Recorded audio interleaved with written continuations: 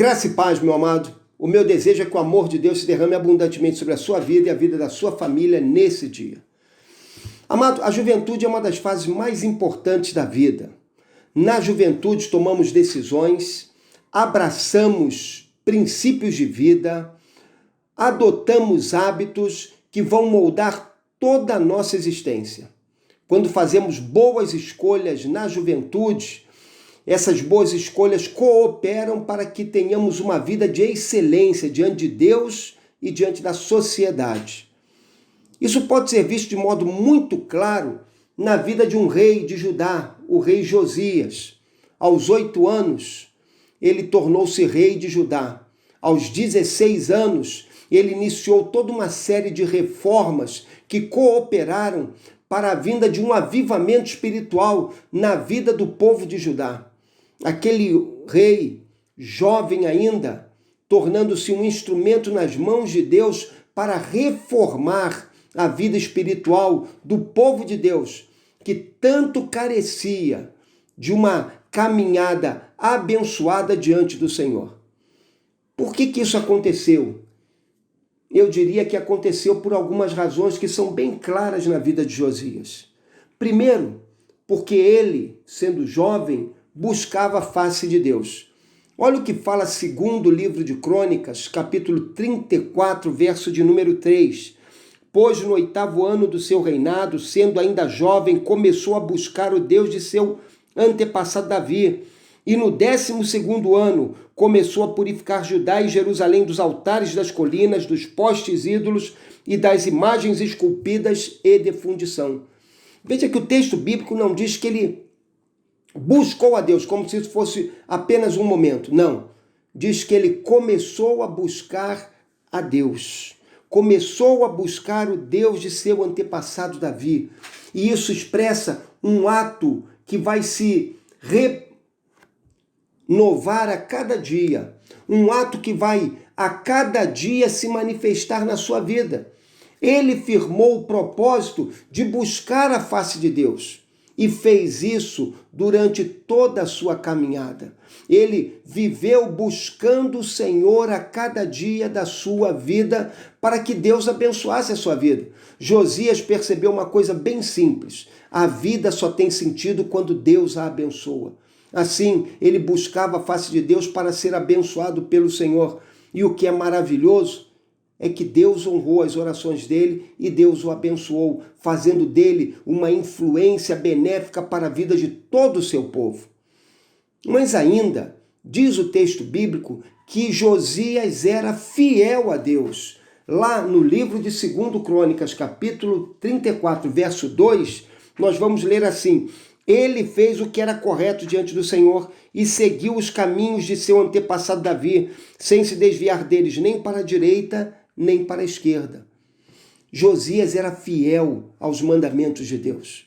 Ele seguiu o exemplo de Davi, o homem segundo o coração de Deus, que se dedicou a obedecer a Deus. Davi teve falhas? Teve.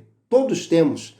Mas Davi, mais do que as falhas, é conhecido por sua lealdade ao Senhor, por sua fidelidade ao Senhor. Josias também foi fiel a Deus. Ele obedeceu aos mandamentos de Deus e obedeceu com tanto zelo que a Bíblia diz que ele não se desviava desses mandamentos nem para a direita nem para a esquerda. Ele era um jovem comprometido em conhecer a vontade de Deus e em obedecer à vontade de Deus, em conhecer os mandamentos de Deus e obedecer aos mandamentos de Deus. A sua lealdade era notória para todos aqueles que estavam ao seu redor, para todo o povo de Judá. Tanto é assim que quando ele iniciou um processo de reforma do templo, foi descoberto um livro da lei no templo. E quando o livro da lei foi lido diante de Josias, ele se arrependeu, ele se humilhou diante de Deus, porque ele ouviu ensinos da parte de Deus que ele desconhecia.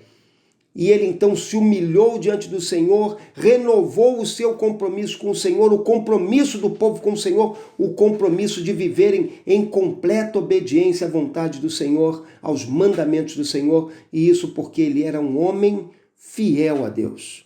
Mas há uma terceira marca em Josias que eu acho preciosa, que é o fato de que Josias buscou agradar a Deus.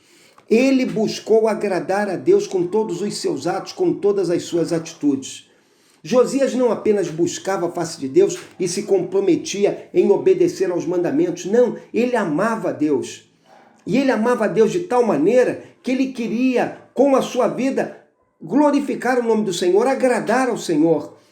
A única preocupação de Josias era agradar aquele que era o Senhor da sua vida.